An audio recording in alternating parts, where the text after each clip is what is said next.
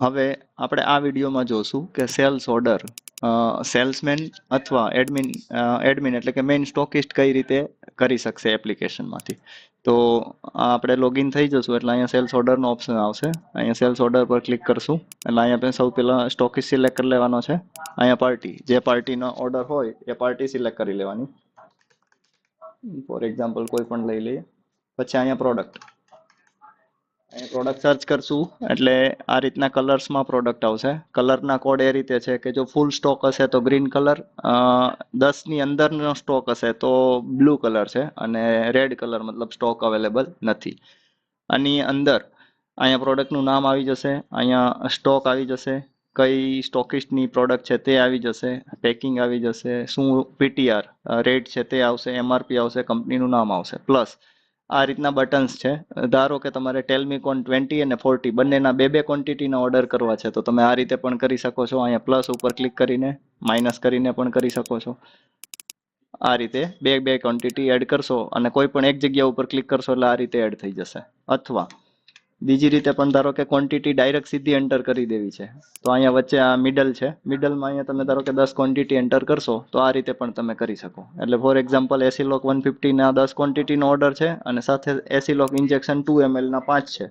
તો આ રીતના બંને એન્ટર કરી અને અહીંયા આ પ્રોડક્ટની લાઈન ઉપર કોઈ પણ જગ્યાએ એકવાર મોબાઈલ એપ્લિકેશનમાં ટેપ કરવાથી અથવા અહીંયા ક્લિક કરવાથી એ બંને પ્રોડક્ટ અહીંયા લિસ્ટમાં એડ થઈ જશે.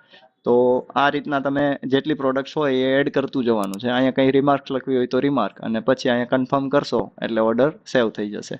અથવા કોઈ અધૂરો ઓર્ડર હોય, મતલબ આ રીતના તમે ઓર્ડર કરો છો અને કંઈ ચાલુમાં બંધ થઈ ગયું કે એવું થયું તો અહીંયા ડ્રાફ્ટનો ઓપ્શન છે. તો ડ્રાફ્ટમાં જશો એટલે તમારા જે કંઈ પેન્ડિંગ પ્રોસેસ હશે એ બધી જ અહીંયા પાછી બતાવશે, અને અહીંથી ડાયરેક્ટ સેવ કરશો એટલે સીધો એ ઓર્ડર સેવ થઈ જશે. મતલબ તમે જેટલી એન્ટ્રી કરતા જશો એ 1 by 1 સેવ થતી જશે. એવું નહીં થાય કે એકી સાથે 50 પ્રોડક્ટ નાખી અને ઓર્ડર સેવ નહોતો કર્યો અને બધી 50 પ્રોડક્ટ નીકળી જાય, એવું નહીં થાય. એટલે આ રીતે તમે ડ્રાફ્ટમાંથી પણ પાછો ઓર્ડર રિવર્ટ કરી શકશો. આ પ્રમાણે ઓર્ડર કરશો એ તમને સોફ્ટવેરમાં વિધિન 1 to 2 મિનિટમાં અહીંયા જે રીતના તમે અત્યારે ફાર્મારેકના ઓર્ડર્સ ગેટ કરો છો એ જ રીતના એ જ જગ્યા ઉપર તમને બતાવશે અને ત્યાંથી તમે બિલ બનાવી શકશો.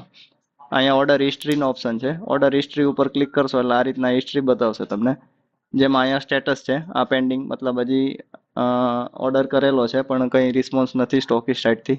એક્સેપ્ટ થઈ ગયો હશે તો આ રીતના ફૂલી એક્સેપ્ટ, ડિલીટ કરેલો હશે તો ડિલીટ, અને આ રીતના પાર્શિયલ એક્સેપ્ટ, મતલબ અમુક પ્રોડક્ટ આવી છે અમુક નથી આવી તો પાર્શિયલ એક્સેપ્ટ.